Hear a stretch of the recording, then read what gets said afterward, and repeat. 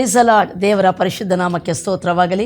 ಯೇಸು ಕ್ರಿಸ್ತ ನಾಮದಲ್ಲಿ ನಿಮ್ಮೆಲ್ಲರಿಗೂ ಪ್ರೀತಿಯ ವಂದನೆಗಳನ್ನು ನಾನು ತಿಳಿಯಪಡಿಸ್ತೇನೆ ಮತ್ತು ಸತ್ಯಧ್ವನಿ ಎಂಬುವಂಥ ಈ ಕಾರ್ಯಕ್ರಮಕ್ಕೆ ನಿಮ್ಮೆಲ್ಲರನ್ನು ಯೇಸು ಕ್ರಿಸ್ತನ ನಾಮದಲ್ಲಿ ಪ್ರೀತಿಯಿಂದ ನಾನು ಆಹ್ವಾನಿಸುತ್ತೇನೆ. ಈ ಕಾರ್ಯಕ್ರಮ end time full gospel harvesters India Udupi ಮತ್ತು ಮಂಗಳೂರು ಸಭೆಗಳ ವತಿಯಿಂದ ಪ್ರಸಾರವಾಗುವಂಥದ್ದಾಗಿರ್ತದೆ. ಅಷ್ಟು ಮಾತ್ರವಲ್ಲ, ನಮ್ಮ ಸಭೆಗಳಲ್ಲಿ ಪ್ರಸಾರವಾಗುವಂಥ ದೇವರ ವಾಕ್ಯ ಸಂದೇಶಗಳು ನಿಮಗೆ ಹೆಚ್ಚಾಗಿ ಲಭ್ಯವಾಗಬೇಕಾದಲ್ಲಿ ಪಾಸ್ಟರ್ ಎಂ ಪಾಲ್ ಪ್ರವೀಣ್ ಎಂಬುವಂಥ ಫೇಸ್ಬುಕ್ ಪೇಜ್ ಇದೆ ಮತ್ತು ಯೂಟ್ಯೂಬ್ ಚಾನಲ್ ಇದೆ. ನೀವು ಯೂಟ್ಯೂಬ್ ಚಾನಲನ್ನು ಸಬ್ಸ್ಕ್ರೈಬ್ ಮಾಡಿ, ಫೇಸ್ಬುಕ್ ಪೇಜನ್ನು ಲೈಕ್ ಮಾಡಿ, ಫಾಲೋ ಮಾಡುವಂಥದ್ದಾದರೆ ಈ ಸಂದೇಶಗಳು ನಿಮಗೆ ಹೆಚ್ಚಾಗಿ ದೊರಕುವಂಥವಾಗಿರ್ತವೆ. ಅಷ್ಟು ಮಾತ್ರವಲ್ಲ, ನಿಮ್ಗೆ ಏನಾದರೂ ಪ್ರಾರ್ಥನಾ ಸಹಾಯ, ದೇವರ ವಾಕ್ಯ ಸಂಬಂಧಪಟ್ಟ ಆಲೋಚನೆಗಳು ಬೇಕಾದಲ್ಲಿ ಟಿ ವಿ ಪರದ ಮೇಲೆ ಕಾಣ್ತಿರುವಂಥ ಫೋನ್ ನಂಬರನ್ನು ನೀವು ಸಂಪರ್ಕಿಸಬಹುದು. ಸಾಧ್ಯವಾದಷ್ಟು ದೇವರ ಸಹಾಯದಿಂದ ನಿಮಗೆ ಸಹಾಯ ಮಾಡ್ತೇವೆ ಎಂಬುದನ್ನು ಹೇಳಲಿಕ್ಕೆ ನಾನು ಇಷ್ಟಪಡ್ತೇನೆ. ಕರ್ತನಾಮಕ್ಕೆ ಸ್ತೋತ್ರ. ದೇವರು ನಮ್ಮೊಂದಿಗಿದ್ದಾನೆ. ಹಲ್ಲೆಲೂಯಾ.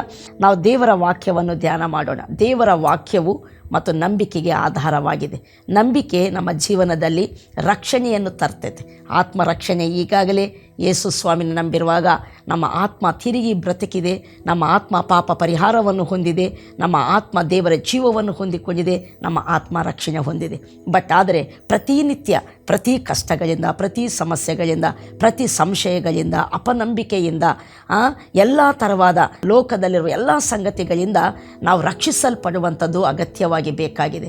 ಈ ರಕ್ಷಣೆ ಅನ್ನುವಂಥದ್ದು ದೊರಕುವಂಥದ್ದು ಸಹ ನಂಬಿಕೆಯಿಂದಲೇ. ದೇವರ ವಾಕ್ಯವನ್ನು ಎಷ್ಟು ನಾವು ನಂಬುತ್ತೇವೋ ಅಷ್ಟು ಪ್ರತಿ ಸಂಗತಿಗಳಲ್ಲಿ ಜಯಗಳನ್ನು, ರಕ್ಷಣೆಯನ್ನು ನಾವು ಅನುಭವಿಸ್ತೇವೆ. ಬಟ್ ದೇವರ ವಾಕ್ಯವನ್ನು ನಂಬಬೇಕಾದರೆ ದೇವರ ವಾಕ್ಯ ನಮಗೆ ತಿಳಿದಿರಬೇಕು. ಅದಕ್ಕೆ ವಾಕ್ಯವನ್ನು ನಾವು ತಿಳಿಯುವಾಗ ನಂಬಿಕೆ ಬರ್ತೈತೆ. ನಂಬಿಕೆ ನಮ್ಮ ಜೀವನದಲ್ಲಿ ಪ್ರತಿ ಪರಿಸ್ಥಿತಿಯಲ್ಲಿ ಬಿಡುಗಡೆಯನ್ನು, ಜಯಗಳನ್ನು, ರಕ್ಷಣೆಯನ್ನು ತರುವಂಥದ್ದಾಗಿರ್ತದೆ. ಅದಕ್ಕೆ ದೇವರ ವಾಕ್ಯವನ್ನು ಯಾರು ಓದುತ್ತಾರೋ, ಕೇಳ್ತಾರೋ, ಧ್ಯಾನ ಮಾಡ್ತಾರೋ, ಅದರ ಪ್ರಕಾರ ನಡೀತಾರೋ ಅವರು ಧನ್ಯರು ಎಂಬುದಾಗಿ ಸತ್ಯವೇದ ಹೇಳುವಂಥದ್ದಾಗಿರ್ತದೆ. ಆದ್ದರಿಂದ ದೇವರ ವಾಕ್ಯವನ್ನು ಕೇಳುವುದಕ್ಕೆ ಆಸಕ್ತರಾದ ನಿಮ್ಮೆಲ್ಲರನ್ನು ನಾನು ಅಭಿನಂದಿಸ್ತೇನೆ. ಕೇಳಲಿಕ್ಕೆ ಆಸಕ್ತರಾದಂಥ ನಾವು ಅದನ್ನು ನಂಬೋಣ, ಬಿಗಿಯಾಗಿ ಹಿಡಿದುಕೊಳ್ಳೋಣ, ನಮ್ಮ ಹೃದಯದಲ್ಲಿ ನಿಧಿಯೋಪಾದಿಯಲ್ಲಿ ಕಾಪಾಡಿಕೊಳ್ಳೋಣ, 100ರಷ್ಟು ಫಲಿಸುವವರು ನಾವಾಗಿರೋಣ. ಹಲ್ಲೆಲೂಯಾ. ಈಗ ದೇವರ ವಾಕ್ಯಕ್ಕೆ ನಾವು ಹೋಗೋಣ. ಕಳೆದ ಸಾರಿ ಯೇಸು ಕ್ರಿಸ್ತನ ಶಿಲುಬೆಯ ಬಗ್ಗೆ ನಾನು ಮಾತನಾಡ್ತಾ ಇದ್ದೆ. ಯೇಸು ಕ್ರಿಸ್ತನು ಶಿಲುಬೆಗೆ ಹಾಕಲ್ಪಟ್ಟಿದ್ದಾನೆ. ಓಕೆ, ಪೌಲನು ಹೇಳ್ತಾನೆ ಕೊರಿಂಥದವರಿಗೆ ಬರೆದಂಥ ಮೊದಲನೇ ಪತ್ರಿಕೆ 1ನೇ ಅಧ್ಯಾಯ 18ನೇ ವಚನದಲ್ಲಿ, ಶಿಲುಬೆಯ ಮಾತು ನಾಶನ ಮಾರ್ಗದಲ್ಲಿರುವವರಿಗೆ ಹುಚ್ಚು ಮಾತಾಗಿದೆ, ರಕ್ಷಣೆ ಮಾರ್ಗದಲ್ಲಿರುವ ನಮಗಾದರೂ ದೇವರ ಶಕ್ತಿಯಾಗಿದೆ ಎಂಬುದಾಗಿ. ಹಾಗೆ 24ನೇ ವಚನ 23ನೇ ವಚನಕ್ಕೆ ಬರುವಾಗ ಆತನು ಹೀಗೆ ಹೇಳ್ತಾನೆ, ಯಹೂದ್ಯರು ಸೂಚಕ ಕಾರ್ಯಗಳನ್ನು ಕೇಳುತ್ತಾರೆ, ಗ್ರೀಕರು ಜ್ಞಾನವನ್ನು ಹುಡುಕುತ್ತಾರೆ, ನಾವಾದರೂ ಶಿಲುಬೆಗೆ ಹಾಕಲ್ಪಟ್ಟ ಕ್ರಿಸ್ತನನ್ನು ನಾವು ಸಾರುವವರಾಗಿದ್ದೇವೆ, ಪ್ರಚುರಪಡಿಸುತ್ತೇವೆ ಎಂಬುದಾಗಿ. ಹಲ್ಲೆಲೂಯಾ. ಮತ್ತು ಕೊರಿಂಥಿ ಪತ್ರಿಕೆ 2ನೇ ಅಧ್ಯಾಯ 1ನೇ ವಚನದಲ್ಲಿ ನಾವು ಓದ್ತಾ ಬರುವಾಗ ಅಲ್ಲಿ ಸಾತನು ಹೇಳ್ತಾನೆ, ನಾವು ನಿಮ್ಮ ಮಧ್ಯದಲ್ಲಿದ್ದಾಗ ಶಿಲುಬೆಗೆ ಹಾಕಲ್ಪಟ್ಟ ಕ್ರಿಸ್ತನನ್ನು ಬಿಟ್ಟು ಬೇರೆ ಯಾವುದನ್ನು ನಾವು ಅರಿತವರಾಗಿರಲಿಲ್ಲ ಎಂಬುದಾಗಿ. ಅವರು ಬರೀ ಶಿಲುಬೆಗೆ ಹಾಕಲ್ಪಟ್ಟ ಯೇಸುವನ್ನು ಪ್ರಚುರಪಡಿಸುವಂಥವರಾಗಿದ್ದರು. ಯಾಕಂದರೆ ಶಿಲುಬೆಗೆ ಹಾಕಲ್ಪಟ್ಟ ಯೇಸುವೇ ನಮ್ಮ ನಂಬಿಕೆಗೆ ಆಧಾರವಾಗಿದ್ದಾನೆ. ಶಿಲುಬೆಗೆ ಹಾಕಲ್ಪಟ್ಟ ಯೇಸುವೇ ನಮ್ಮ ರಕ್ಷಣೆಗೆ ಕಾರಣನಾಗಿದ್ದಾನೆ. ಶಿಲುಬೆಗೆ ಹಾಕಲ್ಪಟ್ಟ ಯೇಸುವೇ ನಾವು ನೋಡ್ತೇವೆ ಆ ದೇವರ ಶಕ್ತಿಯಾಗಿ ನಮ್ಮನ್ನು ರಕ್ಷಿಸುವಂಥ ಆತನಾಗಿದ್ದಾನೆ ಎಂಬುದಾಗಿ. ಆದ್ದರಿಂದ ನಮ್ಮ ನಂಬಿಕೆಗೆ ಆಧಾರ ಶಿಲುಬೆಯ ಮಾತು, ನಮ್ಮ ರಕ್ಷಣೆಗೆ ಆಧಾರ ಶಿಲುಬೆಯ ಮಾತು, ನಮ್ಮನ್ನು ರಕ್ಷಿಸುವುದಕ್ಕೆ ದೇವರ ಶಕ್ತಿ ಶಿಲುಬೆಯ ಮಾತು ಆಗಿದೆ. ಆದ್ದರಿಂದ ಶಿಲುಬೆಯನ್ನು ಧ್ಯಾನಿಸುವಂಥದ್ದು ನಮ್ಮ ಜೀವಿತವನ್ನು ಬಹಳಷ್ಟು ಮತ್ತು ಆಶೀರ್ವದಿಸುವಂಥದ್ದಾಗಿರ್ತದೆ. ಆದ್ದರಿಂದ ಶಿಲುಬೆ ಕುರಿತು ನಾವು ಧ್ಯಾನ ಮಾಡ್ತಿದ್ದೇವೆ. ಕಳೆದ ವಾರ ಶಿಲುಬೆಯು ಏನನ್ನು ಹೇಳುತ್ತದೆ, ಏನನ್ನು ತೋರಿಸುತ್ತದೆ, ಏನನ್ನು ಪ್ರದರ್ಶಿಸುತ್ತದೆ ಎಂಬುದನ್ನು ನಾನು ಹೇಳುವುದನ್ನು ಪ್ರಾರಂಭಿಸಿದೆ. ಕಳೆದ ವಾರದಲ್ಲಿ ನಾನು ಹೇಳಿದೆ, ಶಿಲುಬೆಯು ದೇವರ ಪ್ರೀತಿ ನಮ್ಮ ಮೇಲೆ ಇರುವಂಥದ್ದನ್ನು ಹೇಳುತ್ತದೆ, ತೋರಿಸುತ್ತದೆ ಮತ್ತು ಪ್ರದರ್ಶಿಸುತ್ತದೆ. ಎರಡನೇದಾಗಿ ನಾನು ಹೇಳಿದೆ, ಶಿಲುಬೆಯ ಸಂದೇಶ, ಶಿಲುಬೆಯು, ಯೇಸು ಕ್ರಿಸ್ತನ ಶಿಲುಬೆ ಇನ್ನೂ ಏನನ್ನು ಹೇಳ್ತೈತೆ ಅಂದರೆ, ದೇವರ ವಾಕ್ಯವು ಸುಳ್ಳಾಗದು, ಪ್ರವಾದನ ವಾಕ್ಯಗಳು ನಂಬತಕ್ಕವುಗಳು, ಅವು ನಿಶ್ಚಯವಾಗಿ ನೆರವೇರ್ತವೆ ಎಂಬುದಕ್ಕೆ ಶಿಲುಬೆಯು ಸಾಕ್ಷಿಯಾಗಿ ನಮ್ಮ ಮುಂದೆ ಇರುವಂಥದ್ದಾಗಿದೆ. ಮತ್ತು ಮೂರನೇದಾಗಿ ಇದನ್ನು ನಾನು ಹೇಳಲಿಕ್ಕೆ ಇಷ್ಟಪಡ್ತೇನೆ. ಕಳೆದ ವಾರ ನಾನು ಹೇಳಿರುವಂಥ ಈ ಸಂಗತಿಗಳು ನೀವು ಕೇಳಿಸಿಕೊಳ್ಳಲಿಲ್ಲವಾದರೆ ದಯಮಾಡಿ ಬಿಗ್ ಜೆ ಟಿ ವಿಯಲ್ಲಿ ಸತ್ಯಧ್ವನಿ ಎಂಬುವಂಥ ಪ್ರತಿ ಗುರುವಾರ ಸಂಜೆ 7 ಗಂಟೆಗೆ ಪ್ರಸಾರವಾಗ್ತದೆ ಆಗ್ತೈತೆ. ಅದು ರೆಕಾರ್ಡೆಡ್ ಆಲ್ರೆಡಿ ಅವರು ಟೆಲಿಕಾಸ್ಟ್ ಮಾಡಿರುವಂಥದ್ದು ಯೂಟ್ಯೂಬಲ್ಲಿ ಸಿಗ್ತೈತೆ. ದಯಮಾಡಿ ನೀವು ಅದನ್ನು ಕೇಳಿಸಿಕೊಳ್ಳಬೇಕೆಂಬುದಾಗಿ ನಾನು ಕೇಳಿಕೊಳ್ತೇನೆ. ಇವತ್ತು ನಾನು ಕೆಲವು ಸಂಗತಿಗಳನ್ನು ನಾನು ಹೇಳಲಿಕ್ಕೆ ಇಷ್ಟಪಡ್ತೇನೆ. ಯೆಶಾಯ ಪ್ರವಾದನ ಗ್ರಂಥ 53ನೇ ಅಧ್ಯಾಯ 10ನೇ ವಚನವನ್ನು ಓದಿಕೊಳ್ಳೋಣ. ನಾವು ನೋಡ್ತೇವೆ, ಶಿಲುಬೆಯ ಮರಣ ಇನ್ನು ಏನಂತ ತೋರಿಸ್ತೈತೆ ಅಂದರೆ ಅದು ದೇವರ ಸಂಕಲ್ಪವನ್ನು ತೋರಿಸುವಂಥದ್ದಾಗಿದೆ. ದೇವರ ಸಂಕಲ್ಪ ನೆರವೇರಿದೆ ಮನುಷ್ಯನ ವಿಷಯದಲ್ಲಿ ಎಂಬುದನ್ನು ತೋರಿಸುವಂಥದ್ದಾಗಿದೆ. ಅದನ್ನು ನಾವು ನೋಡಿಕೊಳ್ಳೋಣ. ಯೆಶಾಯ ಪ್ರವಾದನ ಗ್ರಂಥ 53ನೇ ಅಧ್ಯಾಯ 10ನೇ ವಚನ. ಅವನನ್ನು ಜಜ್ಜುವುದು ಯೆಹೋವನ ಸಂಕಲ್ಪವಾಗಿತ್ತು. ಅವನನ್ನು ಜಜ್ಜುವುದು ಯೆಹೋವನ ಯೇಸು ಸ್ವಾಮಿ ಶಿಲುಬೆಯಲ್ಲಿ ಮರಣ ಹೊಂದುವಂಥದ್ದು ದೇವರ ಸಂಕಲ್ಪವಂತೆ. ಅಷ್ಟು ಮಾತ್ರ ಅಲ್ಲ, ಅಪೊಸ್ತಲ ಕೃತ್ಯ 2ನೇ ಅಧ್ಯಾಯ 23ನೇ ವಚನದಲ್ಲಿ ನಾವು ನೋಡ್ತೇವೆ, ಆತನು ದೇವರ ಸ್ಥಿರ ಸಂಕಲ್ಪಕ್ಕೂ ದೇವರ ಭವಿಷ್ಯತ್ ಜ್ಞಾನಕ್ಕನುಸಾರವಾಗಿ ಒಪ್ಪಿಸಲ್ಪಟ್ಟಿರಲು, ಮರಣಕ್ಕೆ ಒಪ್ಪಿಸಲ್ಪಟ್ಟಿರಲು ಎಂಬುದಾಗಿ. ಅಂದರೆ ಯೇಸು ಸ್ವಾಮಿ ಶಿಲುಬೆಯಲ್ಲಿ ಒಪ್ಪಿಸಲ್ಪಟ್ಟಿರುವಂಥದ್ದು ದೇವರ ಸ್ಥಿರ ಸಂಕಲ್ಪ ಮತ್ತು ಭವಿಷ್ಯತ್ ಜ್ಞಾನ ಎಂಬುದಾಗಿ. ಹಲ್ಲೆಲೂಯಾ. ಸುಮ್ಮನೆ ಆತನು ಸಾಯಲಿಲ್ಲ, ಏನು ಆತನು ಬಲಹೀನನಾಗಿ ಸಾಯಲಿಲ್ಲ, ಹಿಡಿಯಲ್ಪಟ್ಟವನಾಗಿ ನೇರಸ್ಥನಾಗಿ ಸಾಯಲಿಲ್ಲ. ಅನೇಕರು ನಾನು ಕೆಲವು ಜನರು ಹೇಳುವಂಥದ್ದನ್ನು ನಾನು ಕೇಳಿದ್ದೇನೆ. 33 ವರ್ಷಕ್ಕೆ ಆತನು ಸತ್ತಿದ್ದಾನಂದರೆ ಇದು ಬಹಳ ಸಂತಾಪದ ಸಂಗತಿ. ಆತನು ಬಲಹೀನನಾಗಿ ಸತ್ತ, ಹಿಡಿಯಲ್ಪಟ್ಟ, ಜನರನ್ನು ಜಯಿಸಲಿಕ್ಕೆ ಆತನಿಗಾಗಲಿಲ್ಲ, ಆತನು ಸೋತು ಸತ್ತಿದ್ದಾನೆ ಎಂಬುದಾಗಿ ಅನೇಕರು ಆತನ ಮರಣದ ಬಗ್ಗೆ ತಪ್ಪಾದ ಸಂಗತಿಗಳು ಹೇಳುವುದನ್ನು ನಾನು ಕೇಳಿದ್ದೇನೆ. ಆದರೆ ದೇವರ ವಾಕ್ಯವು ಹೇಳ್ತೈತೆ, ಆತನು ಸೋತು ಸತ್ತಿಲ್ಲ, ಬಲಹೀನನಾಗಿ ಒಪ್ಪಿಸಲ್ಪಡಲಿಲ್ಲ, ಅಥವಾ ಆತನ ಕೈಲಾಗದೆ ಆತನು ಮರಣಕ್ಕೆ ಆತನು ಒಳಗಾಗಲಿಲ್ಲ, ಅಥವಾ ಏನೋ ತಪ್ಪು ಮಾಡಿ ಜನರಿಂದ ತಪ್ಪಾದ ಸಂಗತಿಗಳನ್ನು ಹೇಳಿ ಜನರಿಂದ ಹಿಡಿಯಲ್ಪಡಲಿಲ್ಲ. ದೇವರ ವಾಕ್ಯ ಹೇಳ್ತೈತೆ ಆತನ ಮರಣ ದೇವರ ಸಂಕಲ್ಪವಾಗಿತ್ತು ಎಂಬುದಾಗಿ.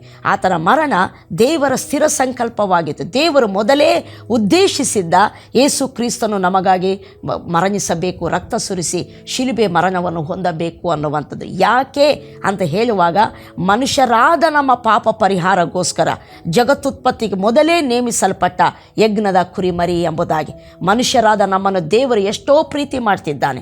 ನಾವು ಪಾಪಿಗಳಾಗಿ ನಾಶವಾಗಬಾರದೆಂಬುದಾಗಿ, ನಾವು ಮಾಡಿರುವ ಅಪರಾಧಗಳಿಗೆ ಆತನ ಕ್ಷಮಾಪಣೆಯನ್ನು ಕೊಟ್ಟು ನಮ್ಮ ಪಾಪದ ವಶದಿಂದ ನಮ್ಮನ್ನು ಬಿಡುಗಡೆ ಮಾಡಿ ತನಗಾಗಿ ನಾವು ಜೀವಿಸುವಂತೆ, ಎಲ್ಲ ವಿಷಯಗಳಲ್ಲಿ ನಾವು ಜಯಶಾಲಿಗಳಾಗುವಂತೆ, ಮೋಕ್ಷವನ್ನು ನಾವು ಹೊಂದಿಕೊಳ್ಳುವಂತೆ, ಇದರ ನಿಮಿತ್ತವಾಗಿಯೇ ದೇವರು ನಮಗೋಸ್ಕರ ಯೇಸು ಶಿಲುಬೆಯಲ್ಲಿ ಮರಣಿಸಬೇಕು ಅನ್ನುವಂಥದ್ದನ್ನು ದೇವರು ಸಂಕಲ್ಪಿಸಿದ್ದಾನೆ ಎಂಬುದಾಗಿ. ಹಲ್ಲೆಲೂಯಾ. ಆದ್ದರಿಂದ ಯೇಸು ಬಲಹೀನನಾಗಿ ಒಪ್ಪಿಸಲ್ಪಡಲಿಲ್ಲ. ನಾನು ದೇವರ ಸಂಕಲ್ಪದ ಮೇರೆಗೆ ಆತನು ಶಿಲುಬೆಯ ಮರಣಕ್ಕೆ ತನ್ನನ್ನು ತಾನು ಒಪ್ಪಿಸಿಕೊಟ್ಟಿದ್ದಾನೆ. ನಾವು ನೋಡ್ತೇವೆ, ಯೋಹಾನನ ಸುವಾರ್ತೆ 10ನೇ ಅಧ್ಯಾಯದಲ್ಲಿ ಯೇಸು ಸ್ವಾಮಿ ಹೇಳ್ತಾರೆ, ನನ್ನ ಪ್ರಾಣ ಯಾರೂ ತಗೊಳ್ಳಲ್ಲ, ನನ್ನ ಪ್ರಾಣ ಕೊಡುವುದಕ್ಕೂ ಅಧಿಕಾರವಿದೆ, ತಿರುಗಿ ಪಡೆದುಕೊಳ್ಳುವುದಕ್ಕೂ ನನಗೆ ಅಧಿಕಾರವಿದೆ ಎಂಬುದಾಗಿ. ಅದರ ಅರ್ಥ ಯಾರೂ ಆತನ ಪ್ರಾಣ ತೆಗೀಲಿಲ್ಲ, ಆತನೇ ಒಪ್ಪಿಸಿಕೊಟ್ಟಿದ್ದಾನೆ ಎಂಬುದಾಗಿ. ಅದು ದೇವರ ಸಂಕಲ್ಪವಾಗಿತ್ತು ಮನುಷ್ಯರಾದ ನಮ್ಮ ಪಾಪ ಪರಿಹಾರದ ನಿಮಿತ್ತವಾಗಿ ಎಂಬುದಾಗಿ. ಆದ್ದರಿಂದ ಆತನ ಮರಣ ಆತನ ಬಲಹೀನತೆ ಅಲ್ಲ, ಆತನ ಮರಣ ಆತನೇನೋ ತಪ್ಪು ಮಾಡಿರುವುದಕ್ಕಾಗಲ್ಲ, ಆತನು ಸೋತು ಹೋದದಕ್ಕಾಗಲ್ಲ. ಅದು ದೇವರ ಸಂಕಲ್ಪ, ದೇವರ ಭವಿಷ್ಯತ್ ಜ್ಞಾನ, ನಮ್ಮೆಲ್ಲರನ್ನು ರಕ್ಷಿಸುವುದಕ್ಕಾಗಿ, ನಮ್ಮೆಲ್ಲರನ್ನು ತನ್ನ ಮಕ್ಕಳನ್ನಾಗಿ ಮಾಡಿಕೊಂಡು ದುಷ್ಟ ಶಕ್ತಿಗಳ ಮೇಲೆ ಜಯಶಾಲಿಗಳಾಗಿ ಈ ಜೀವನದಲ್ಲಿ ಜೀವಿಸಬೇಕೆಂಬುದಾಗಿ ದೇವರು ನಮಗೋಸ್ಕರ ತನ್ನ ಒಬ್ಬನೇ ಮಗನನ್ನು ಶಿಲುಬೆಯಲ್ಲಿ ಒಪ್ಪಿಸುವಂಥದ್ದು ಆತನ ಸಂಕಲ್ಪವಾಗಿತ್ತು ಎಂಬುದಾಗಿ. ಆದ್ದರಿಂದ ಶಿಲುಬೆಯ ಮರಣ ತೋರಿಸ್ತೈತೆ ನಮ್ಮ ವಿಷಯವಾಗಿರುವ ದೇವರ ಸಂಕಲ್ಪ ಆತನ ಮರಣದಲ್ಲಿ ನೆರವೇರಿತು ಎಂಬುದಾಗಿ. ಹಲ್ಲೆಲೂಯಾ. ನೆರವೇರಿತು ಎಂಬುದಾಗಿ. ಅದಕ್ಕೆ ಆತನ ಶಿಲುಬೆಯ ಮರಣ ದೇವರ ಸಂಕಲ್ಪ ನೆರವೇರುವುದಕ್ಕೆ ಸಾಕ್ಷಿಯಾಗಿದೆ, ನೆರವೇರಿರುವಂಥದ್ದನ್ನು ತೋರಿಸ್ತತೆ ಎಂಬುದಾಗಿ. ಇನ್ನು 4ನೇದಾಗಿ ನಾವು ನೋಡ್ತೇವೆ, ಶಿಲುಬೆಯು ಏನನ್ನು ಹೇಳ್ತತೆ, ಏನನ್ನು ಸಾರ್ತತೆ, ಏನನ್ನು ಪ್ರದರ್ಶಿಸ್ತತೆ ಎಂಬುದಾಗಿ. ನಾವು ನೋಡ್ತೇವೆ, ಶಿಲುಬೆಯಲ್ಲಿ ದೊಡ್ಡ ಕಾರ್ಯ ನಡೆದಿರುವಂಥದ್ದಾಗಿದೆ. ಇದು ಬಹಳ ನಾವು ತಿಳಿದುಕೊಳ್ಳತಕ್ಕಂಥ ಪ್ರಾಮುಖ್ಯವಾದಂಥ ಸಂಗತಿಯಾಗಿದೆ. ಶಿಲುಬೆಯಲ್ಲಿ ನಡೆದಿರುವಂಥದ್ದು ಏನಪ್ಪ ಅಂತ ನಾವು ನೋಡುವಾಗ ಒಂದು ಬದಲಾವಣೆ ನಡೆದಿರುವಂಥದ್ದಾಗಿದೆ. ಅಲ್ಲೂ ಒಂದು ಬದಲಾವಣೆ, ಒಂದು ಟ್ರಾನ್ಸ್ಫರ್ ಅಂತ ಹೇಳ್ತೇವಲ್ಲ, ವರ್ಗಾವಣೆ ನಡೆದಿರುವಂಥದ್ದಾಗಿದೆ. ಅದೇನೆಂದರೆ, ಪಾಪ ಮಾಡಿರುವಂಥ ಮನುಷ್ಯ ಸಾಯಲೇಬೇಕೆಂಬುದಾಗಿ ಸತ್ಯವೇದ ಹೇಳ್ತೈತೆ. ಪಾಪದಕ್ಕೆ ಬರುವ ಸಂಬಳ ಮರಣ ಎಂಬುದಾಗಿ ಸತ್ಯವೇದ ಹೇಳ್ತೈತೆ. ಪಾಪಕ್ಕೆ ಪರಿಹಾರ ಯಾವುದರಿಂದಲೂ ಆಗುವುದಿಲ್ಲ. ಮರಣದಿಂದಲೇ ಪಾಪದ ಪರಿಹಾರ ಅನ್ನುವಂಥದ್ದು ಸತ್ಯವಾಗಿದೆ. ಬಟ್ ಆದರೆ ಅದಕ್ಕೆ ನಾವು ನೋಡ್ತೇವೆ ಎಲ್ಲ ಧರ್ಮಗಳಲ್ಲಿ, ಈವನ್ ಸತ್ಯವೇದದ ಹಳೆಯ ಒಡಂಬಡಿಕೆಯಲ್ಲಿ ನಾವು ನೋಡುವಾಗ ದೇವರು ಮನುಷ್ಯರ ಪಾಪ ಪರಿಹಾರಕ್ಕಾಗಿ ಬಲಿಗಳನ್ನು, ರಕ್ತದಾನವನ್ನು, ಪ್ರಾಣಿಗಳ ಪಕ್ಷಿಗಳ ಬಲಿಗಳನ್ನು ಆತನು ನೇಮಿಸಿರುವಂಥ ಆತನಾಗಿದ್ದ. ಅದಕ್ಕೆ ನಾವು ನೋಡ್ತೇವೆ ರಕ್ತಧಾರೆ ಇಲ್ಲದೆ ಪಾಪ ಪರಿಹಾರವಿಲ್ಲ ಎಂಬುವಂಥದ್ದನ್ನು ಇಬ್ರಿ ಪತ್ರಿಕೆ 9ನೇ ಅಧ್ಯಾಯ 22ನೇ ವಚನದಲ್ಲಿ ನಾವು ನೋಡುವಂಥವರಾಗಿರ್ತೇವೆ. ಅಂದರೆ ಪಾಪ ಪರಿಹಾರವಾಗಬೇಕಂದ್ರೆ ರಕ್ತ ಸುರಿಸಲ್ಪಡಬೇಕು ಅನ್ನುವಂಥದ್ದು ಸ್ಪಷ್ಟವಾಗಿ ನಮಗೆ ತೋರಿ ಬರುವಂಥದ್ದಾಗಿರ್ತೈತೆ. ಯಾಕಂದರೆ ಪಾಪದ ಒಂದು ಕಾಸ್ಟ್, ಅದರ ಪರಿಹಾರದ ಬೆಲೆ ಏನಂದರೆ ರಕ್ತವೇ, ಇನ್ನೊಂದು ಪ್ರಾಣವೇ ಎಂಬುದನ್ನು ನಾವು ತಿಳ್ಕೊಳ್ಬೇಕೆಂಬುದಾಗಿ ದೇವರಾಗಿ ನೇಮಿಸಿರುವಂಥ ಆತನಾಗಿದ್ದಾನೆ. ಪಾಪ ಸಾಮಾನ್ಯವಾದದ್ದಲ್ಲ, ಪಾಪದ ಬೆಲೆ ಬಹಳ ದೊಡ್ಡದು. ಪಾಪ ಏನೋ ನಾವು ಮಾಡ್ತೇವೆ, ನಡೀತೈತೆ, ನಾವು ಬಲಹೀನರು ಅಂತೇಳಿ ನಾವು ಅಂದುಕೊಳ್ತಾ ಹೋಗ್ತೇವೆ. ಇಲ್ಲ, ಪಾಪ ಅದರ ಕಾಸ್ಟ್, ಅದರ ಬೆಲೆ ಬಹಳ ದೊಡ್ಡದು. ಅದು ಏನಂದರೆ ಇನ್ನೊಬ್ಬರ ಪ್ರಾಣವೇ, ಇನ್ನೊಬ್ಬರ ರಕ್ತದಾನವೇ ಅದರ ಪರಿಹಾರವಾಗಿ ತೋರಿ ಬರುವಂಥದ್ದಾಗಿರ್ತದೆ. ಅದಕ್ಕೆ ಪಾಪ ಅನ್ನುವಂಥದ್ದು ಸಾಮಾನ್ಯವಾದದ್ದಲ್ಲ. ಅದು ಒಂದು ಮನುಷ್ಯನ ಪ್ರಾಣವನ್ನೇ ಅಥವಾ ಇನ್ನೊಂದು ಪ್ರಾಣವನ್ನೇ, ಇನ್ನೊಂದು ರಕ್ತದಾನವನ್ನೇ ಅದು ಕೇಳುವಂಥದ್ದಾಗಿರ್ತದೆ ಎಂಬುದಾಗಿ. ಅದಕ್ಕೆ ನಾವು ನೋಡ್ತೇವೆ ರಕ್ತ ಸುರಿಸಲ್ಪಡಬೇಕು. ಅದಕ್ಕೆ ಹೋರಿಗಳ ರಕ್ತ, ಹೋತಗಳ ರಕ್ತ, ಪಶು ಪಕ್ಷಿಗಳ ರಕ್ತ ಸುರಿಸಲ್ಪಡುವಂಥದ್ದನ್ನು ಎಲ್ಲ ಧರ್ಮಗಳಲ್ಲಿ ನಾವು ನೋಡ್ತೇವೆ. ಬಟ್ ಆದರೆ ಆ ಬಲಿದಾನ, ಪಶು ಪಕ್ಷಿಗಳ ರಕ್ತ, ಪಶು ಪಕ್ಷಿಗಳ ಬಲಿದಾನ ಮನುಷ್ಯನನ್ನು ಪಾಪದಿಂದ ನಿರಂತರವಾಗಿ, ಅಂದರೆ ಪರ್ಮನೆಂಟಾಗಿ ರಕ್ಷಿಸುವಂಥದ್ದು ಅಥವಾ ಪಾಪಗಳನ್ನು ಪರಿಹಾರ ಮಾಡುವಂಥದ್ದು ಅಸಾಧ್ಯವಾಗಿತ್ತು ಎಂಬುದಾಗಿ ಸತ್ಯವೇದ ಹೇಳ್ತೈತೆ. ಯಾಕಂದರೆ ಪ್ರತಿ ಸಾರಿ ಪಾಪ ಮಾಡಿದಾಗೆಲ್ಲ ಬಲಿ ಕೊಡಬೇಕು, ಪ್ರತಿ ಸಾರಿ ಪ್ರತಿ ವರ್ಷ ಬಲಿ ಕೊಡಬೇಕು, ಪ್ರತಿ ತಿಂಗಳು ಬಲಿ ಕೊಡಬೇಕು, ಪ್ರತಿ ಸಾರಿ ಬಲಿ ಕೊಡಬೇಕು. ಎಷ್ಟು ಬಲಿ ಕೊಟ್ಟರೂ ಸಹ ನೆಕ್ಸ್ಟ್ ಟೈಮ್ ಪಾಪ ಮಾಡಿದಾಗ ಇನ್ನೊಂದು ಬಲಿ ಬೇಕಾಗಿತ್ತು. ಆದ್ದರಿಂದ ಪ್ರಾಣಿ ಪಕ್ಷಿಗಳ ರಕ್ತ ನಿರಂತರವಾಗಿ ಮನುಷ್ಯನನ್ನು ಸಿದ್ಧಿಗೆ, ಅಂದರೆ ಮೋಕ್ಷಕ್ಕೆ ತರುವಂಥದ್ದು, ದೇವರ ಸನ್ನಿಧಾನಕ್ಕೆ ಸೇರಿಸುವಂಥದ್ದಕ್ಕೆ ಅಸಾಧ್ಯವಾಗಿತ್ತು, ಅದಕ್ಕೆ ಸಾಧ್ಯವಿರಲಿಲ್ಲ ಎಂಬುದನ್ನು ಸತ್ಯವೇದ ಇಬ್ರಿ ಪತ್ರಿಕೆಯಲ್ಲಿ ಸ್ಪಷ್ಟವಾಗಿ ಹೇಳುವಂಥದ್ದಾಗಿರ್ತದೆ. ಆದ್ದರಿಂದ ಮನುಷ್ಯನ ಪಾಪ ಪರಿಹಾರವಾಗಿ ಆಗಬೇಕು, ನಿರಂತರವಾಗಿ ಅವರ ಪಾಪವನ್ನು ಪರಿಹರಿಸಬೇಕಂದ್ರೆ ಮನುಷ್ಯನ ರಕ್ತವೇ ಬೇಕಾಗಿತ್ತು. ಬಟ್ ಮನುಷ್ಯರೆಲ್ಲರೂ ನಾವು ಪಾಪಿಗಳಾಗಿರುವುದರಿಂದ ನಮ್ಮಲ್ಲಿ ನೀತಿವಂತನಿಲ್ಲ, ಒಬ್ಬನೂ ಇಲ್ಲ ಎಂಬುದಾಗಿ ಸತ್ಯವೇದ ಹೇಳ್ತೈತೆ. ಈ ಲೋಕದಲ್ಲಿ ಹುಟ್ಟಿರೋದ ಪ್ರತಿ ಮನುಷ್ಯನು ಪಾಪಿಯಾಗಿದ್ದಾನೆ, ಪಾಪ ಮಾಡ್ತಾ ಇದ್ದಾನೆ. ಆದ್ದರಿಂದ ಯಾವ ಮನುಷ್ಯನ ರಕ್ತ ಯಾವ ಮನುಷ್ಯನನ್ನು ಬಿಡಿಸುವುದಕ್ಕೆ ಸಾಧ್ಯವಿಲ್ಲ, ಅಥವಾ ಪಾಪಗಳನ್ನು ಪರಿಹಾರ ಮಾಡಲಿಕ್ಕೆ ಸಾಧ್ಯವಿಲ್ಲ. ಯಾವ ಮನುಷ್ಯನ ಮರಣ ಇನ್ನೊಬ್ಬ ಮನುಷ್ಯನನ್ನು ಮತ್ತು ಪಾಪದಿಂದ ಬಿಡುಗಡೆ ಮಾಡಲಿಕ್ಕೆ ಸಾಧ್ಯವಿಲ್ಲ ಎಂಬುದು ಸ್ಪಷ್ಟವಾದಂಥ ಸಂಗತಿ. ಈ ಲೋಕದಲ್ಲಿ ದೇಶಕ್ಕೋಸ್ಕರ, ಜಾತಿಗಳಿಗೋಸ್ಕರ, ಭಾಷೆಗಳಿಗೋಸ್ಕರ, ತನ್ನ ಜನರಿಗೋಸ್ಕರ ಅನೇಕರು ರಕ್ತ ಸುರಿಸಿದ್ದಾರೆ, ಪ್ರಾಣವನ್ನು ಕೊಟ್ಟಿದ್ದಾರೆ. ಬಟ್ ಆದರೆ ಅವರಿಗೆ ಈ ಲೋಕದಲ್ಲಿ ಏನೋ ಕೆಲವು ಪರಿಹಾರಗಳನ್ನು ತಂದಿರ್ಬೋದಾಗಲಿ, ಯಾವ ಮನುಷ್ಯನ ರಕ್ತ, ಯಾವ ಮನುಷ್ಯನ ಮರಣ ಮನುಷ್ಯನ ಪಾಪ ಪರಿಹಾರವನ್ನಾಗಲಿ, ಪಾಪದ ವಶದಿಂದ ಬಿಡುಗಡೆಯನ್ನಾಗಲಿ ತರಲಿಕ್ಕೆ ಅಸಾಧ್ಯ. ಅದಕ್ಕೆ ನಾವು ನೋಡ್ತೇವೆ, ದೇವರೇ ಮನುಷ್ಯನಾಗಿ ಈ ಲೋಕಕ್ಕೆ ಬರಬೇಕಾಯಿತು. ಪರಿಶುದ್ಧನ ರಕ್ತವೇ ಅಗತ್ಯವಾಗಿ ಬೇಕಿತ್ತು. ಅಲ್ಲಲ್ಲಿ ನಾವು ನೋಡ್ತೇವಲ್ಲ, ಕೊಳೆ ಬಟ್ಟೆಯನ್ನು ನಾವು ಕೊಳೆ ನೀರಲ್ಲಿ ಒಗಿತೇವ? ಇಲ್ಲ, ಅದು ಇನ್ನೂ ಕೊಳೆ ಆಗ್ತದೆ. ಕೊಳೆ ಬಟ್ಟೆಯನ್ನು ಶುದ್ಧ ನೀರಲ್ಲಿ ಒಗಿತೇವೆ, ಆಗ ಕ್ಲೀನ್ ಆಗ್ತದೆ. ಹಾಗೆ ಮನುಷ್ಯರಾದ ನಮ್ಮ ಪಾಪಿಗಳಾದ ನಮ್ಮ ಪಾಪ ಪರಿಹಾರ ಆಗಬೇಕಾದ್ರೆ ಪರಿಶುದ್ಧನ ರಕ್ತ ಬೇಕು. ಲೋಕದಲ್ಲಿ ಯಾವ ಮನುಷ್ಯನೂ ಪರಿಶುದ್ಧನಿಲ್ಲ. ಅದಕ್ಕೆ ದೇವರ ವಾಕ್ಯ ಹೇಳ್ತಾರೆ, ಮಕ್ಕಳು ರಕ್ತ ಮಾಂಸಧಾರಿಗಳಾಗಿರುವುದರಿಂದ ಆತನು ಅವರಂತೆಯೇ ಆದನು ಎಂಬುದಾಗಿ. ನಾವು ರಕ್ತ ಮಾಂಸಗಳಾಗಿರುವುದರಿಂದ ನಮ್ಮ ಪಾಪವನ್ನು ಪರಿಹಾರ ಮಾಡಲಿಕ್ಕೆ ರಕ್ತ ಮಾಂಸಧಾರಿಯೇ ಬೇಕಂದರೆ ಮನುಷ್ಯನೇ ಬೇಕು. ಅದಕ್ಕೆ ಆ ಮನುಷ್ಯನು ಶುದ್ಧನಾದ ಮನುಷ್ಯನು ಲೋಕದಲ್ಲಿರಲಿಲ್ಲ. ಅದಕ್ಕೆ ದೇವರೇ ಮನುಷ್ಯನ ಅವತಾರವನ್ನೆತ್ತಿ ಲೋಕದಲ್ಲಿ ಬಂದಿದ್ದಾನೆಂಬುದಾಗಿ ಯೋಹಾನನ ಸುವಾರ್ತೆ 1ನೇ ಅಧ್ಯಾಯ 14ನೇ ವಚನ ಹೇಳ್ತೈತೆ.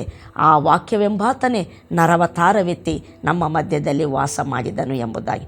ನರವತಾರ ಎತ್ತಿರುವಂಥ ಯೇಸು ಆತ ನರವತಾರ ಎತ್ತುವುದಕ್ಕೆ ಕಾರಣವೇನೆಂದರೆ ನಮಗೋಸ್ಕರ ರಕ್ತ ಸುರಿಸಿ ನಮ್ಮ ಅಪರಾಧಗಳನ್ನು ಪರಿಹಾರ ಮಾಡಿ ನಮಗೋಸ್ಕರ ಪ್ರಾಣ ಕೊಟ್ಟು ಪಾಪದ ವಶದಿಂದ, ಪಾಪದ ಬಂಧನದಿಂದ ನಮ್ಮನ್ನು ಬಿಡುಗಡೆ ಮಾಡೋದಕ್ಕೋಸ್ಕರ ಆತನ ಶಿಲುಬೆಯಲ್ಲಿ ಪ್ರಾಣ ಕೊಡಬೇಕು ಎಂಬುದಾಗಿಯೇ ಆತನು ಮನುಷ್ಯ ಅವತಾರವನ್ನು ಎತ್ತಿ ದೇವರಾಗಿರುವಂಥ ಆತನು ಈ ಭೂಮಿಯಲ್ಲಿ ಬಂದು ವಾಸ ಮಾಡಿದ್ದಾನೆ. ಅದಕ್ಕೆ ನಾವು ನೋಡ್ತೇವೆ, ಶಿಲುಬೆಯಲ್ಲಿ ಆಗಿರುವಂಥ ಸಂಗತಿ ಏನಂದರೆ, ಆತನು ನಾವು ನಮ್ಮ ಪಾಪಕ್ಕೆ ಶಿಕ್ಷೆ ಅನುಭವಿಸಬೇಕಾಗಿತ್ತು. ನಾವು ಸಾಯಬೇಕಾಗಿತ್ತು. ಬಟ್ ನಮ್ಮ ಸ್ಥಾನದಲ್ಲಿ, ನಮ್ಮ ಬದಲಾಗಿ, ನಮಗೋಸ್ಕರ ಆತನು ರಕ್ತ ಸುರಿಸಿ ಆತನು ಪ್ರಾಣವನ್ನು ಕೊಟ್ಟಿರ್ತಾನೆ. ಇಲ್ಲಿ ಒಂದು ದೊಡ್ಡ ನಮ್ಮ ಸ್ಥಾನದಲ್ಲಿ ಆತನಲ್ಲಿ ನಿಂತುಕೊಂಡಿದ್ದಾನೆ. ನಮಗೆ ಬರಬೇಕಾದ ದಂಡನೆಯನ್ನು ಆತನು ಅನುಭವಿಸಿದ್ದಾನೆ. ನಮಗೆ ನಮ್ಮ ಪಾಪವನ್ನು ತನ್ನ ಮೇಲೆ ಆತನು ಹೊತ್ತುಕೊಂಡಿದ್ದಾನೆ ಎಂಬುದಾಗಿ ನಾವು ಶಿಲುಬೆಯು ತೋರಿಸುವಂಥ ಆತನ ಮರಣ ಹೇಳ್ತೈತೆ. ನಿನ್ನ ಸ್ಥಾನದಲ್ಲಿ ನಾನು ನಿಂತಿದ್ದೇನೆ, ನಿನ್ನ ಪಾಪಗಳನ್ನು ನಾನು ಹೊತ್ತಿದ್ದೇನೆ, ನಿನಗೆ ಬರಬೇಕಾದ ದಂಡನೆಯನ್ನು ನಾನು ಅನುಭವಿಸಿದ್ದೇನೆ ಎಂಬುದಾಗಿ ಈ ಸಂಗತಿಗಳನ್ನು ನಾವು ನೋಡೋಣ. ನಮ್ಮ ಬದಲಾಗಿ ಆತನು ಸತ್ತಿದ್ದಾನೆ, ನಮ್ಮ ಸ್ಥಾನದಲ್ಲಿ ಆತನು ನಿಂತಿದ್ದಾನೆ, ನಮ್ಮ ಪಾಪಗಳನ್ನು ಹೊತ್ತಿದ್ದಾನೆ, ನಮಗೆ ಬರಬೇಕಾದ ದಂಡನೆಯನ್ನು ಆತನು ಅನುಭವಿಸಿದ್ದಾನೆ ಎಂಬುದಾಗಿ ಕೊರಿಂಥದವರಿಗೆ ಬರೆದಂಥ 2ನೇ ಪತ್ರಿಕೆ 5ನೇ ಅಧ್ಯಾಯ 21ನೇ ವಚನ ಹೀಗೆ ಹೇಳ್ತೈತೆ, ನಾವು ಆತನಲ್ಲಿ ಅಂದರೆ ಕ್ರಿಸ್ತನಲ್ಲಿ ದೇವರಿಗೆ ಸಮರ್ಪಕವಾದ ನೀತಿ ಸ್ವರೂಪಿಗಳಾಗುವಂತೆ ಪಾಪ ಜ್ಞಾನವಿಲ್ಲದ ಆತನನ್ನು ದೇವರು ಪಾಪ ಸ್ವರೂಪಿಯಾಗ ಮಾಡಿದನು ಎಂಬುದಾಗಿ. ಪಾಪಿಗಳು ನಾವು, ಪಾಪ ನಮ್ಮದು, ದಂಡನೆ ನಮಗೆ ಬರಬೇಕು. ಆದರೆ ನಾವು ದೇವರ ನೀತಿಯನ್ನು ಹೊಂದುವಂತೆ, ನಾವು ದೇವರ ಮುಂದೆ ನೀತಿ ಸ್ವರೂಪಿಗಳಾಗುವಂತೆ ಪಾಪ ಜ್ಞಾನವಿಲ್ಲದ ಆತನನ್ನು ಪಾಪ ಸ್ವರೂಪಿಯನ್ನಾಗಿ ಮಾಡಿದ. ಹೇಗೆ ಆತನು ಪಾಪಿಯಾದ? ಆತನು ಪಾಪಿಯಾದದಕ್ಕಾಗಲ್ಲ, ಆತನಲ್ಲಿ ಪಾಪ ಇರುವುದಕ್ಕಾಗಲ್ಲ. ಸತ್ಯವೇದ ಹೇಳ್ತೈತೆ ಆತನು ಪರಿಶುದ್ಧನು ಎಂಬುದಾಗಿ. ದೇವರ ವಾಕ್ಯವು ಹೇಳ್ತೈತೆ, ಯೇಸುಸ್ವಾಮಿ ಹೇಳ್ತಾರೆ, ನನ್ನಲ್ಲಿ ಪಾಪವಿದೆ ಎಂಬುದಾಗಿ ನಿಮ್ಮಲ್ಲಿ ಯಾರಾದರೂ ತೋರಿಸಿಕೊಡ್ತೀರಾ ಎಂಬುದಾಗಿ. ಪಾಪ ಮಾಡಿದರೆ ಅಂತಲ್ಲ, ಪಾಪ ಮಾಡದವರು ಇರ್ತಾರೆ, ಪಾಪ ಇಲ್ಲದವರು ಯಾರೂ ಇಲ್ಲ. ಬಟ್ ಆದರೆ ದೇವರಿಗೆ ಸ್ತೋತ್ರ, ಯೇಸುಸ್ವಾಮಿ ಹೇಳ್ತಾರೆ ನನ್ನಲ್ಲೇ ಪಾಪವಿಲ್ಲ ಎಂಬುದು ಆತನು ಹೇಳುವಂಥ ಸಂಗತಿಯಾಗಿದೆ. ಹಲ್ಲೆಲೂಯಾ. ಅದಕ್ಕೆ ನಾವು ನೋಡ್ತೇವೆ, ಪಾಪ ಜ್ಞಾನವೇ ಪಾಪವನ್ನೇ ಅರಿಯದಂಥ ಯೇಸು ಪಾಪ ಸ್ವರೂಪಿಯಾದ, ಪಾಪಿಗಳಾದ ನಾವು ನೀತಿ ಸ್ವರೂಪಿಗಳಾದೆವು. ಇದಕ್ಕೆ ಕಾರಣವೇನೆಂದರೆ 19ನೇ ವಚನ 2ನೇ ಕೊರಿಂಥಿ 5:19 ಹೇಳ್ತೈತೆ, ನಮ್ಮ ಲೆಕ್ಕದಲ್ಲಿರುವ ಪಾಪಗಳನ್ನು ದೇವರು ನಮ್ಮ ಲೆಕ್ಕಕ್ಕೆ ಹಾಕದೆ, ಅಪರಾಧಗಳನ್ನು ನಮ್ಮ ಲೆಕ್ಕಕ್ಕೆ ಹಾಕದೆ ಕ್ರಿಸ್ತನಲ್ಲಿ ನಮ್ಮನ್ನು ತನ್ನ ಸಂಗಡ ಸಮಾಧಾನ ಮಾಡಿಕೊಂಡಿದ್ದಾನೆಂಬುದಾಗಿ. ನಮ್ಮ ಅಪರಾಧಗಳನ್ನು ನಮ್ಮ ಲೆಕ್ಕಕ್ಕೆ ಹಾಕಲಿಲ್ಲ, ನಮ್ಮ ಅಪರಾಧಗಳೆಲ್ಲ ಯೇಸುವಿನ ಲೆಕ್ಕಕ್ಕೆ ಹಾಕಲ್ಪಟ್ಟಿದ್ದಾವೆ. ನಮ್ಮ ಪಾಪಗಳನ್ನು ಆತನು ಹೊತ್ತುಕೊಂಡಿದ್ದಾನೆ, ನಮ್ಮ ಮೇಲಿಂದ ತೆಗೆದು ಆತನು ಹೊತ್ತುಕೊಂಡಿದ್ದಾನೆ. ಅದಕ್ಕೆ ಆತನು ಪಾಪ ಸ್ವರೂಪಿಯಾದ, ಆತನಲ್ಲಿ ಆತನ ನೀತಿಯನ್ನು ಆತನಲ್ಲಿ ನಂಬಿಕಿಡುವಂಥ ನಮಗೆ ಕೊಟ್ಟಿರುವಂಥ ಆತನಾಗಿದ್ದಾನೆ. ಅದಕ್ಕೆ ನಾವು ನೋಡ್ತೇವೆ, ನಮ್ಮ ಸ್ಥಾನದಲ್ಲಿ ಆತನು ನಿಂತುಕೊಂಡ, ನಮ್ಮ ಪಾಪಗಳನ್ನು ಆತನು ಹೊತ್ತುಕೊಂಡ. ಪ್ರೈಸಲ್ಲ. ಎಲ್ಲರೂ ಇದನ್ನು ಆತನ ಶಿಲುಬೆ ತೋರಿಸೋದು ಒಂದೇ. ಸೈತಾನ ಯಾವ ನೀನು ಪಾಪಿ ಅಂತ ಹೇಳ್ತಾ ಇರ್ತಾನೆ. ದೇವರ ವಾಕ್ಯವು ಹೇಳ್ತೈತೆ, ನಂಬುವವರಿಗಾಗಿ ಆತನು ಪ್ರಾಯಶ್ಚಿತ್ತವಾಗಿದ್ದಾನೆ, ನಂಬುವವರಿಗಾಗಿ ಆತನು ಪಾಪವನ್ನು ಪರಿಹಾರ ಮಾಡಿದ್ದಾನೆ, ನಮ್ಮ ಪಾಪಗಳನ್ನು ಆತನು ಹೊತ್ತುಕೊಂಡಿದ್ದಾನೆ ಎಂಬುವಂಥದ್ದು ಆತನ ಶಿಲುಬೆ ತೋರಿಸ್ತದೆ. ಇದನ್ನು ನಾವು ನಂಬಬೇಕು. ನಂಬಿದರೆ ರಕ್ಷಣೆ. ನನ್ನ ಪಾಪಗಳು ನನ್ನ ಲೆಕ್ಕದಲ್ಲಿಲ್ಲ, ನನ್ನ ಪಾಪಗಳನ್ನು ಯೇಸು ತನ್ನ ಮೇಲೆ ಹೊತ್ತುಕೊಂಡಿದ್ದಾನೆ. ನನ್ನ ಪಾಪಗಳನ್ನು ದೇವರು ಯೇಸುವಿನ ಮೇಲೆ ಹಾಕಿದ್ದಾನೆ. ಅದಕ್ಕೆ ನನಗೆ ಬರಬೇಕಾದ ಶಿಕ್ಷೆ, ನನಗೆ ಬರಬೇಕಾದ ಮರಣ ದಂಡನೆ ಯೇಸುವಿಗೆ ಬಂದಿದೆ ಎಂಬುದನ್ನು ಶಿಲುಬೆ ತೋರಿಸ್ತೈತೆ. ಇದನ್ನು ನಾವು ಹೃದಯಪೂರ್ವಕವಾಗಿ ನಂಬುವಂಥವರಾಗಿರಬೇಕು. ಈ ನಂಬಿಕೆಯನ್ನು ನಾವು ಕಾಪಾಡಿಕೊಳ್ಳಬೇಕು ಜೀವನ ಉದ್ದಕ್ಕೂ ಸಹ. ಅದಕ್ಕೆ ಶಿಲುಬೆಯ ಧ್ಯಾನ ಅನ್ನುವಂಥದ್ದು ಒಂದು ಸೀಸನ್ಗೆ ಅಲ್ಲ, ಜೀವಿತ ಕಾಲವೆಲ್ಲ ಪ್ರತಿನಿತ್ಯ ನಮಗೆ ಬೇಕು. ಆತನ ಶಿಲುಬೆಯನ್ನು ನಾವು ಧ್ಯಾನಿಸ್ತಾ ನಾವು ದೇವರಿಗೆ ಕೃತಜ್ಞತಾ ಸ್ತೋತ್ರವನ್ನು ಮಾಡಬೇಕು. ಏನಂದರೆ, ಸ್ವಾಮಿ, ನನ್ನ ಸ್ಥಾನದಲ್ಲಿ ನೀನು ನಿಂತುಕೊಂಡೆ, ನನ್ನ ಪಾಪಗಳನ್ನು ನೀನು ಹೊತ್ತುಕೊಂಡೆ, ನಿನ್ನ ನೀತಿಯನ್ನು ನನಗೆ ಕೊಟ್ಟಿದ್ದಿ, ನನಗೆ ಬರಬೇಕಾದ ದಂಡನೆಯನ್ನು ನೀನು ಅನುಭವಿಸಿದ್ದಿ. ಯೆಶಾಯ ಪ್ರವಾದನ ಗ್ರಂಥ 53ನೇ ಅಧ್ಯಾಯ 4-5 ವಚನಗಳನ್ನು ಒಂದು ಸಾರಿ ನಾವು ಓದೋಣ. ಶಿಲುಬೆಯಲ್ಲಿ ಏನಾಗಿದೆ, ಶಿಲುಬೆಯು ಏನು ಸಾರುತ್ತಿದೆ, ಪ್ರದರ್ಶಿಸ್ತತೆ, ತೋರಿಸ್ತತೆ ಎಂಬುದನ್ನು ನಾವು ಧ್ಯಾನ ಮಾಡ್ತಿದ್ದೇವೆ. ಶಿಲುಬೆಯು ತೋರಿಸ್ತತೆ, ನಿನ್ನ ಸ್ಥಾನದಲ್ಲಿ ಯೇಸು ನಿಂತಿದ್ದಾನೆ, ನಿನ್ನ ಪಾಪವನ್ನು ಆತನು ಹೊತ್ತುಕೊಂಡಿದ್ದಾನೆ, ನಿನ್ನ ದಂಡನೆಯನ್ನು ಆತನು ಅನುಭವಿಸಿದ್ದಾನೆ, ನಿನಗೆ ತನ್ನ ನೀತಿಯನ್ನು ಕೊಟ್ಟಿದ್ದಾನೆ ಎಂಬುದನ್ನು ಶಿಲುಬೆಯ ಮರಣ ನಮಗೆ ತೋರಿಸುವಂಥದ್ದಾಗಿರ್ತೈತೆ.